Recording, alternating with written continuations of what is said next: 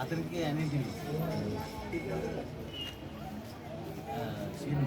అయితే జ్ఞానం వారు జ్ఞానం ఎప్పటికీ జ్ఞానం కాబట్టి ఒకటే క్షణంలోనే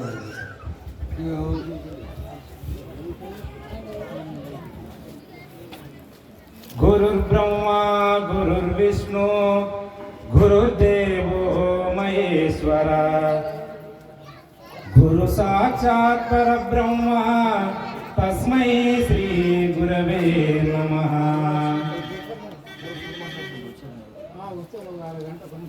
శ్రీరాజయోగి గురు శిష్యం నిజానంద దీక్షితం గుడిస నరసింహ యోగి నామాంకితం సద్గురు తం నమామి.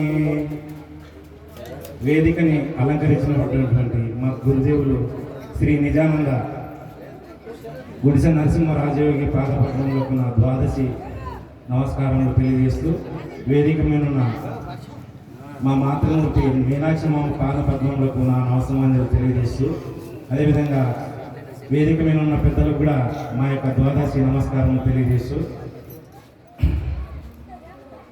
మనము ఉదయం చదివినటువంటి అనుష్ఠానంలో ఈడ భాగీరథి గంగా పింగళ యమునా నది తయోర్మధ్య గతనాడి సుసన్మంచ సరస్వతి ఏవంజ్ఞాన హృదయ తీర్థే రాగద్వేష మలాపయే యష్నాతి మానసి తీర్థే సయాతి అని ఉంది.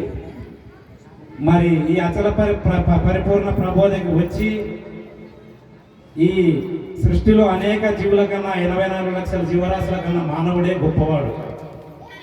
మరి ఈ ఉన్నతమైనటువంటి జన్మనెత్తి ఈ యొక్క అచల గురు సన్నిధానం గేగి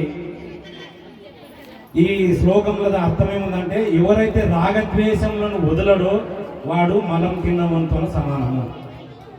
రాగము ద్వేషం అనేటటువంటి ఎవడైతే వదలడో గురువు కానీ శిష్యుడు కానీ వాడు మలం తిన్నటువంటి దాంతో సమానం అని ఆ శ్లోకం అర్థం. మళ్ళీ ఇంత పరిపూర్ణ ప్రబోధకు వచ్చి కూడా ఎవరైతే రాగద్వేషములతోనో నాకు తెలిసిందని విడిచి పడతారో అదంతా కూడా వ్యర్థమే అని తెలియజేస్తూ ఇంతటితో నా చిన్న ఉపన్యాసం ముగిస్తున్నాను. మహారాజుకు జై.